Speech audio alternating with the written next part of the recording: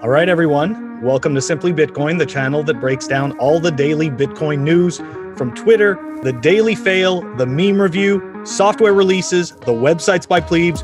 We've got it all. Drop us a like. And today, our special guest, none other than BTC Sessions, is joining us. All right, we're kicking it off with the numbers.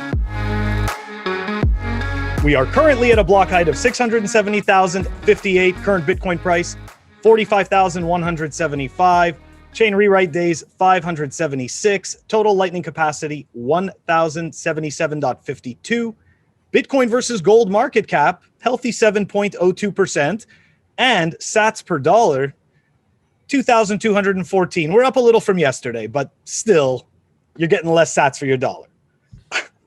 We're getting less sats for a dollar. Unfortunately, no Satoshi the Bitcoin chicken because he only collects when the price of Bitcoin reaches an all-time high. But since it happened a couple days ago, you get away. He gets away with a little cluck. Anyways, Phil, that being said, Phil, it's time for the daily fail. Today's daily fail. This is I don't really consider him a crypto or Bitcoin influencer.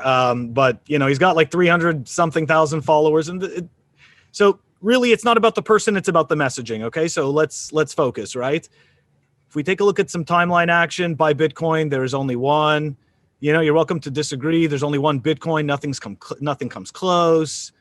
Bitcoin, this is for Bitcoin specifically. And then he goes through this wonderful list of all these great things. And this is what we had February 6th. Cardano. So look, this is a story about shitfluencers, right? Like, this is what happens. They tell you a good story, tell you about something that's actually done properly, that's here for a reason, and you're listening, and you build trust because possibly you're a noob, possibly you don't really understand, maybe you're not feeling so confident, so you look to these people for some type of guidance, and they shill you a shitcoin. All right? Cardano is still way down compared to BTC if you go and compare it properly, to its anchoring anchoring currency, which is Bitcoin. So it's just another shitcoin, and it's just so sad to see people do this, because for a while he was talking good things about Bitcoin, and then he pulls this garbage out. Absolutely, and it just goes to show, like, don't have any heroes in Bitcoin. Yeah. Right, because they just always end in disaster. I'm speaking specifically about Trace Mayer, right? The guy was a Bitcoin legend until the day he wasn't, right? And that happens time and time again. So the lesson is here, use different Bitcoiners, BTC Sessions, use his channel as a resource, use Simply Bitcoin as a resource. But we're not heroes. We're humans, right? We do everything humans do. So just take us as a resource. And, what are your thoughts on this, Benjamin? Dude, it's super unfortunate because, I liked a lot of Zui's takes. I thought he was pretty solid. It's going to happen, though. That's the thing. Like, again, these people aren't perfect. And the unfortunate part is that he came in kind of, at least from my recollection, he came in like well into the bear market. And so he had a lot of time to do that reading, that research, and understand what he's talking about. And he's got like all this great, there is only one, and he lists everything that's important, and then like turns around the next day and is like, oh, Cardano, like, really? I don't know. I feel like there's less and less of an excuse to not understand, especially if you've been around for a while, and it's only going to get worse from here on in. So like brand noob, like somebody noob coming in right now, okay, sure. But somebody's been around for a few years, that shit's not going to fly, man. Yeah, absolutely. It's frustrating. It's Bitcoin. Stay tuned to Simply Bitcoin and BTC Sessions because we'll cover it first. That being said, Phil, it's time for the daily meme review. All right, everybody. The meme for today is brought to us by Hold Depot. Let's check it out. It's a polar bear. You guys are familiar with this because you're Canadian. Miami, I guess it would be a seal or something. Excuse me, sir. Do you have a moment to talk about our Lord Satoshi, our Lord Savior Satoshi Nakamoto? He runs away. Man, great meme. I think it perfectly explains what happens when we talk to just our normal no coiner friends and we're just trying to talk to them about Bitcoin, they just kind of, man, they just not interested. So I think it summarizes that perfectly, Phil. I'm going to give that a 9. What about you? And then we'll move on to our guest. Okay. So don't get me wrong. Like it was decent. It was definitely decent, but I just don't think that it's really going to capture people. It's kind of one of those that you see and you just kind of go on from. So I'm going with a 7 on this. Sorry. Awesome story. Good. What about you, Benjamin? What do you think? Well, I'm gonna, you know what? Phil was even more generous than me because I gave it a, you can't quite see, it's a 6. I gave it a 6. I thought, like, I get it. That's been me. That's been me on many of an occasion, and that's been my family members running away. but yeah, I don't know. I guess it just didn't hit the right spot for me. It didn't hit the right spot. Maybe it was the comment that I said that you guys are from Canada. Maybe I guess it's from Miami. People from Miami are like, yeah, that's funny. And the Canadians are like, nah, it's just a polar bear. I took it personally. I took it personally because it's so cold here right now. Oh my God. I'm sorry, guys. I'll be more climate, I guess, political next time. Anyways, Phil, if that's a word. Phil, it's time for the Daily News, sponsored by Crypto Cloaks. Ladies and gentlemen, more propaganda. I love seeing mainstream media propaganda, and we have a guest today to talk about it, talk about its absurdity, right? So CNN Business, CNN, it's known for its very legitimate news and journalistic ethics. CNN, the Bitcoin rally isn't enough to dethrone the mighty dollar. And of course, from Reuters, also a very reputable mainstream media outlet, Elon Musk wants clean power, but Tesla's carrying Bitcoin's dirty baggage. It's so blatantly obvious. If you're not going with that mainstream media narrative, no matter how good it is, because at the end of the day, it was a great thing that Tesla went into Bitcoin. Bitcoin is literally one of the greenest things ever. It uses all excess wasted energy, all of it. No other technology does that, right? So it's completely insincere. They do it for clickbaits, and perhaps they're doing it to create this narrative to eventually fight against Bitcoin when it starts to become a threat to central banking, So I don't know. Phil, what are your thoughts? And then we'll move on to our guest. Yeah, I just think it's so disingenuous. It's unbelievable, right? Like I was saying before, in come the FUD trumpets. Like this is it, all the, oh, look, countries are going to ban it. Governments are furious. It takes too much energy. It's boiling the oceans. Please. Okay. This is absolute nonsense. Okay, there is tons of evidence for stranded energy and wasted energy that goes absolutely nowhere. Okay, and we've had this discussion before where we've commented on how much energy the entire system uses, and somebody posted that we should try to get numbers. It's like, what? Maybe we will try to get those numbers and start to figure out, because I'm pretty sure that the current system with all of the money creation and what it takes to keep it going, I'm pretty sure takes way more power than Bitcoin mining. And it's also not using stranded energy. So absolutely. And it just levels the playing field, right? For anyone that wants to create money, right, they're going to have to spend the same amount of electricity than anyone else, right? So it decentralizes money creation, right? What are your thoughts on this, Benjamin, on this propaganda, man? Well, okay. So first off, the energy consumption is just like years old FUD that keeps on being recycled. It's more and more of the same.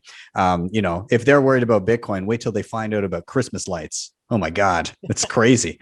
But the other headline, I'm actually kind of stoked to see that headline. Think of how far we've come. We've come from Bitcoin dying 300 and some odd times, and now they're like, it's not even going to replace the dollar.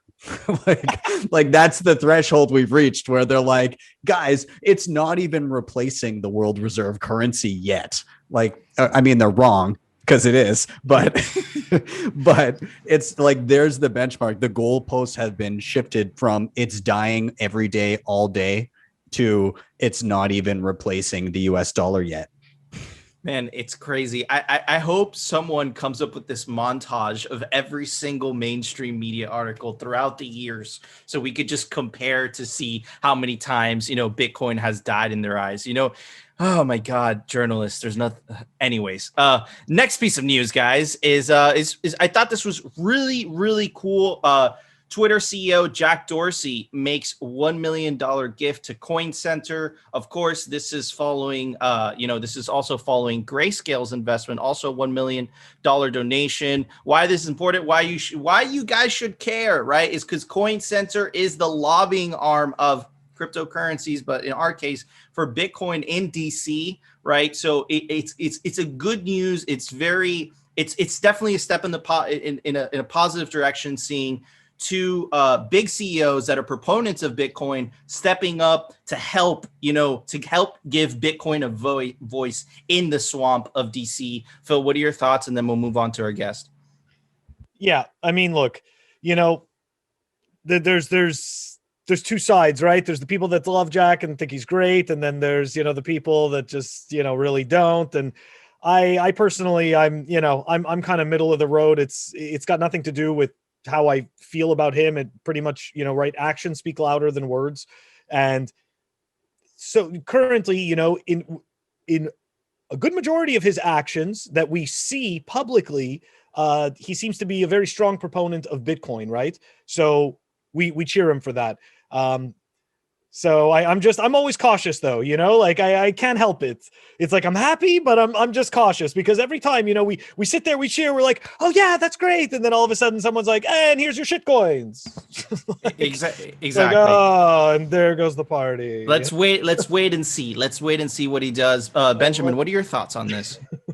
Yeah, I mean, I echo Phil's sentiments here where you got to be cautious. You got to take everything with a grain of salt. But again, as to paraphrase Matt Odell, Bitcoiners will do their thing and slay their heroes if it comes to that.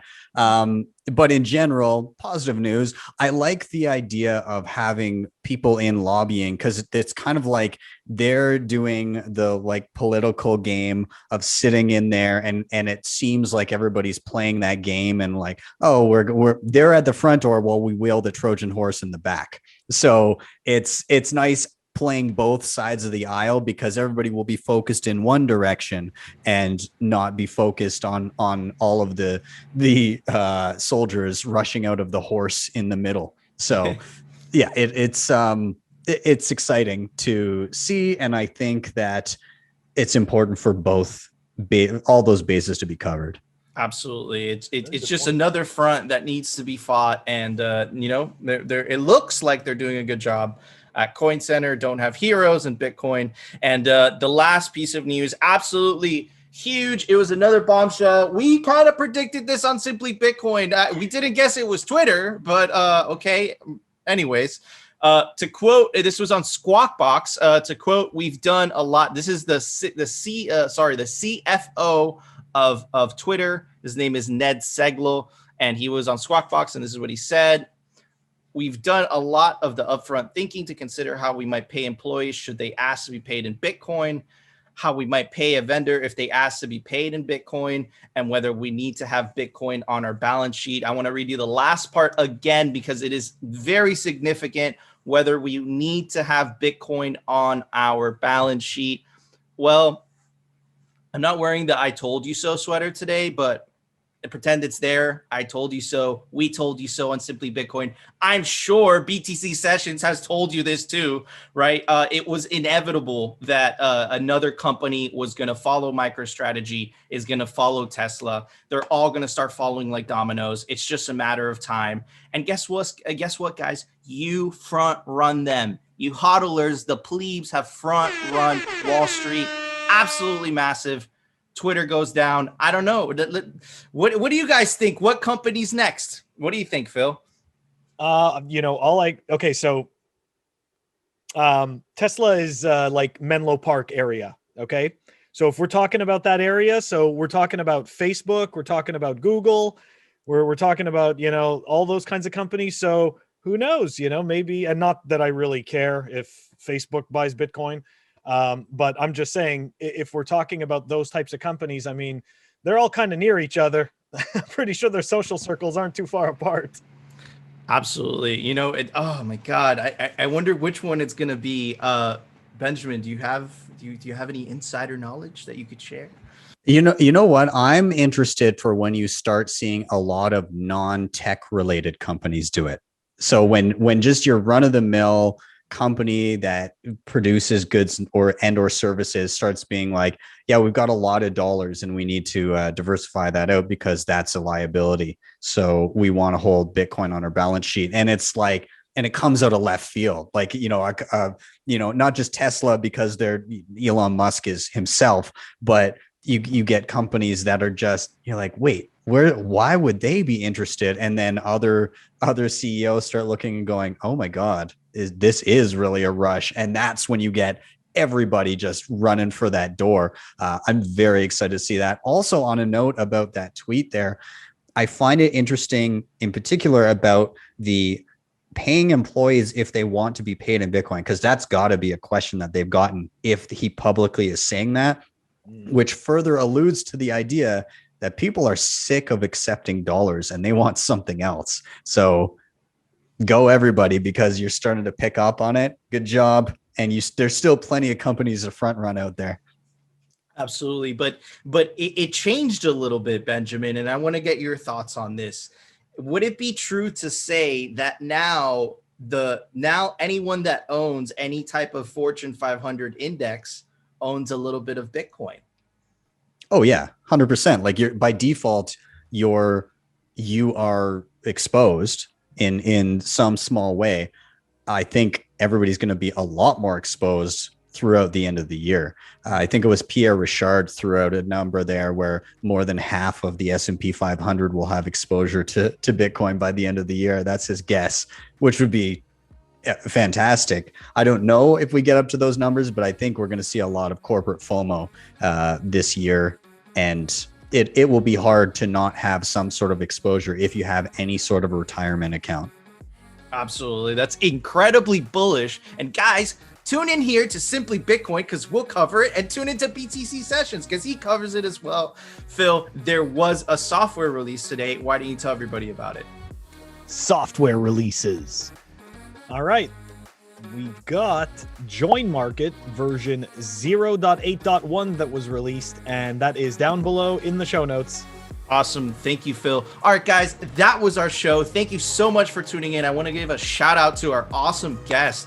He's a legendary Bitcoin YouTuber. You guys all know him. You can find him at BTC Sessions. You go check out his channel. It's geared towards helping you understand Bitcoin, get the tutorials on wallets, hardware security, exchanges, and much more, as well as the latest news and industry interviews. It's a freaking awesome show. I love it. You could just go hang out there while he's interviewing fellow plebs. Really cool. Anyways, guys, if you liked the episode, smash that like button. If you guys love the episode, subscribe. And of course, we will see you tomorrow for another episode of Simply Bitcoin.